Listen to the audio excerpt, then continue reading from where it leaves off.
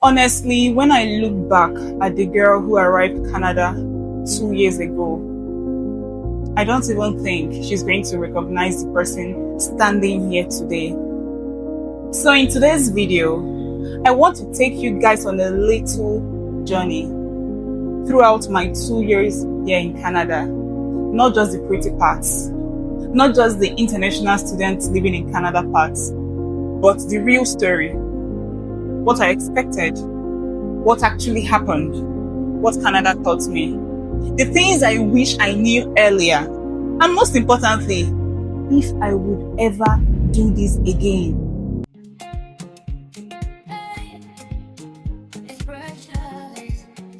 My first year in Canada taught me one major lesson. Independence is not as glamorous as it sounds. You are suddenly responsible for everything: school, money, cooking, cleaning, transportations, appointments, paperwork, finding jobs, trying to understand the Canadian system, and somehow you expected to do all of these while studying. Some days were amazing, I wouldn't lie, and some other days, I honestly just wanted to stay in bed, feeling lonely, missing home, wondering if you made the right decision, trying to understand the immigration processes, trying to plan your future when you don't even know what the next year is going to look like. And I experienced some of these moments too. But I also learned that struggling doesn't necessarily mean you are failing. Sometimes it just means you are growing. And then, boom, there was winter. Let me not even start. Listen, if you are from a warm country and you are watching this, please understand that your first Canadian winter is going to be an overwhelming experience. The biggest part of my Canadian journey has to be my education. I came here as an international student, and eventually I successfully completed my studies in both Ontario and Prince Edward Island. And then came one of the moments I was really looking forward to: my graduation. Precious Ogana Najio 4. Tajaskumar Laxman Bai Chowdhury.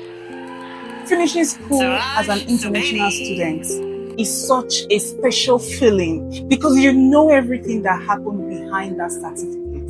The late nights, the assignments, the stress, the financial sacrifices, the homesickness, the moments you want to give up, and suddenly you're standing there and thinking, I actually did it.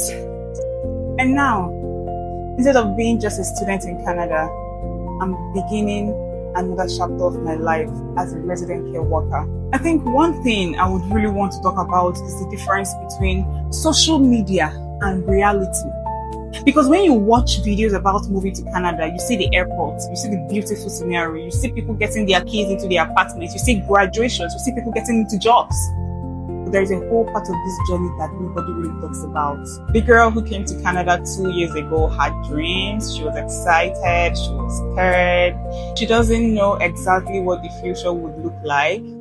Today, I'm still dreaming, I'm still figuring things out, I'm still scared, but sometimes not all the time. But I'm stronger, I'm more independent, I'm more confident, I'm more patient, and I understand myself a lot better.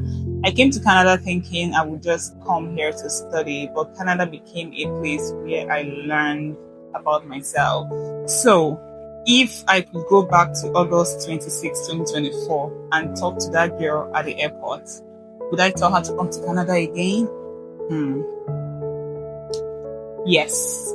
But I would tell her something first. I would say, Precious, you're going to grow in so many ways you don't even understand yet. There will be days you will ask yourself questions. There will be moments when things don't go according to plan. But don't let one bad season convince you that the whole journey is going to be bad. And I will tell her to enjoy the journey more because 2 years go by so quickly. And sometimes you can be perfectly happy in Canada and still miss home.